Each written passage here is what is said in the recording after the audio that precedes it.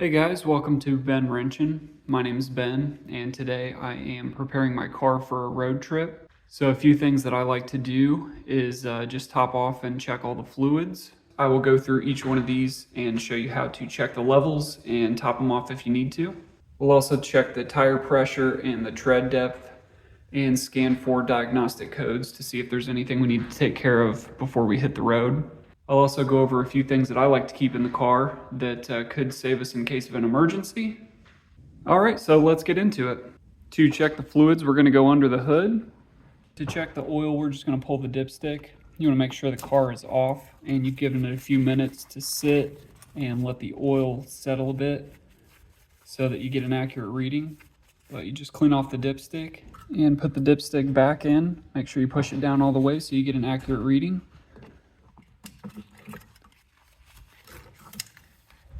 And make sure that your oil is within the hatch marks.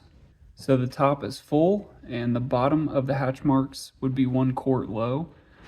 So I could stand to add about a half a quart of oil, so I will do that. You can use the handle on a wrench to open your oil fill cap if it's too tight.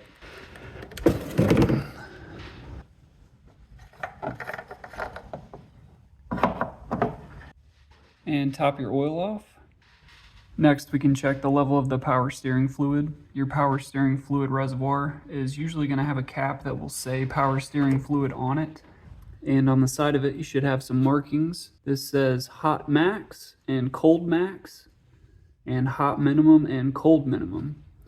So you just want to make sure that your power steering fluid is in between the minimum and the maximum, depending if it's hot or cold. You can also take the cap off and just take a look and make sure it doesn't look too dirty.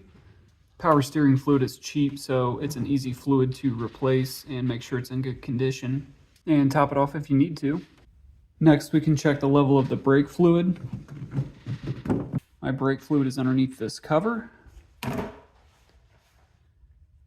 So I take that cover off, and down here is my brake fluid reservoir. Most cars will have the type of brake fluid that you need to use on the cap, so mine says .3 brake fluid. And just like the power steering fluid, it's got a minimum and a maximum level. We just want to make sure that our fluid is above the minimum level, but not over the max level. Brake fluid is also pretty inexpensive, so it's a good fluid to keep topped off and make sure that it's clean. To check the coolant at the front of the car, you'll have a cap shaped like this, and it will usually say do not open when it's hot. You definitely want to make sure you don't do that. But once the car is cooled off, you can take this cap off, and you just want to make sure that the coolant is up to the top. So I can see that my level looks good and my coolant also looks pretty clean. It should be kind of a greenish color, but you just want to make sure it doesn't look dirty and that the level is at the top of the radiator. So we'll put that cap back on, and you can also double check your coolant overflow reservoir. This does not tell you the level of your coolant, but it will show you whether or not you have coolant in the overflow reservoir. So mine has a max line, and I could put a little bit of coolant in there to fill that up. So you just want to double check and make sure that's full too. But to check the level of coolant in your car, you definitely want to check it at the radiator and make sure that is at the top. The last fluid, and probably the easiest to check and fill, is the windshield washer fluid. Your cap should have a picture of a windshield with some fluid spraying onto it. And if you don't see the top level of the fluid, just go ahead and pour some windshield washer fluid in until it's full. All right, there we go. So the windshield washer fluid is full. And now that we've topped off all the fluids, we are done under the hood.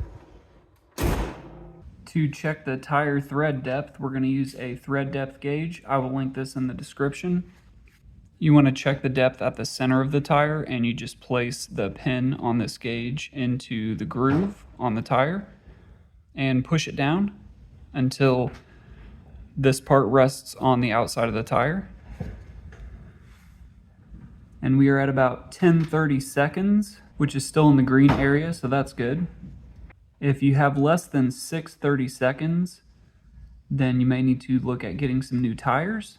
5:30 seconds is in the yellow, and anything below 4:30 seconds means you definitely need to get new tires as soon as you can. I also like to check the front tire, which is also right around 10-30 seconds, which is good. You just want to make sure that the front tire has the thicker tread. So if this measured at 11/32, that would be good.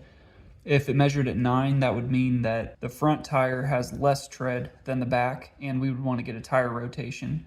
You always want the thicker tires on the front because the front will wear quicker. So that's an easy and quick way to make sure that your tread depth is good and that you don't need a tire rotation. We'll also check the tire pressure, so just take the cap off of your valve stem on the tire. You can get these electronic tire pressure gauges really cheap.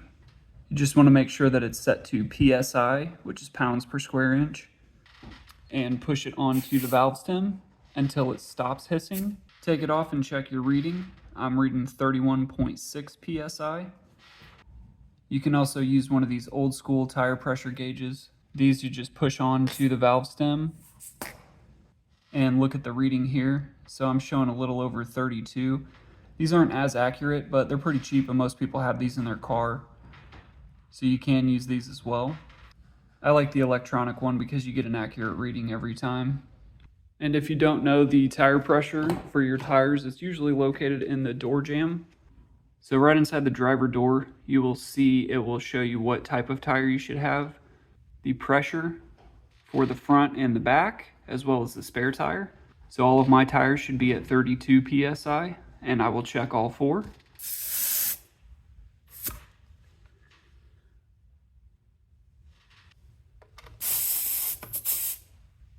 31.4, so that's good. Doesn't have to be exactly 32, but you want to be within about 1. And just make sure all the tires are relatively the same. So I could use a little air in that one. To fill the air in your tire, you can use an air compressor with a tire valve stem fitting. If you don't have an air compressor, you can go to a gas station. Some gas stations have free air, some you'll have to pay, $1 or so. There's also tire shops that do free air. I know Bell Tire is one of them that has free air at all their locations. But you'll just fill the air by putting this onto the valve stem and push. And you'll just want to fill it a little bit at a time and check it again. If you get it over pressure, you can release the pressure just a little bit by pushing on the valve stem until you get to a level that you're comfortable with. So that is how to check the pressure on your tires and add or remove some air if you need to. These are some things I like to have in the car at all times, especially on a road trip, but you can definitely keep these in the car at all times. These can save you in an emergency. So just some extra fuses on hand in case you blow a fuse. That's a quick fix that'll save you from having to get towed. Same thing with a portable tire inflator. This one works off of the cigarette lighter, as well as a jumper pack. This is a great thing to have in the car in case your battery dies, if you leave the lights on accident, or any other situation where your car is dead. You can easily jump it with one of these, and then you don't have to wait on somebody else's car to come and give you a jump. The last thing I like to keep is an OBD2 scanner. So this is going to scan for diagnostic codes, and you can use it with an app, so you can check it at any time. If your check engine light comes on, you can scan it and see what the problem is with your car, see if it's something that you can fix before you have it towed to a shop. To scan for diagnostic codes, we're going to go under the steering wheel to the OBD2 port. It's usually located right under here by the gas pedal and the brake pedal, right underneath the dash. There should be a port right here. And we're just going to plug this OBD2 scanner in there. It's going to have a red light to indicate that it's on. And you can download the YMOBD app. So this app works with this particular scanner that I bought. I will link it in the description. So you'll create a login. It will send you a code to put in. And I like this app because it automatically detects the scanner. The best way to connect it is to turn the car on. You don't have to start it, but just have it powered on. Then plug in the OBD2 scanner and then open the app.